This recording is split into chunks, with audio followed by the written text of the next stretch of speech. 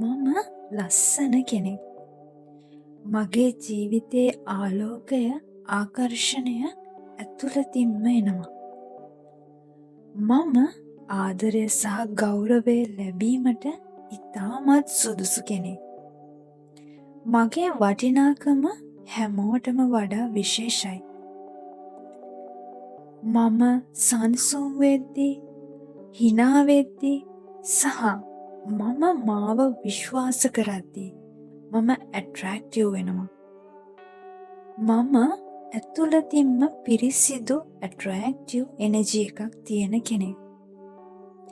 අතීතයේ මං ගැන වැරදි දේ විශ්වාස කළා.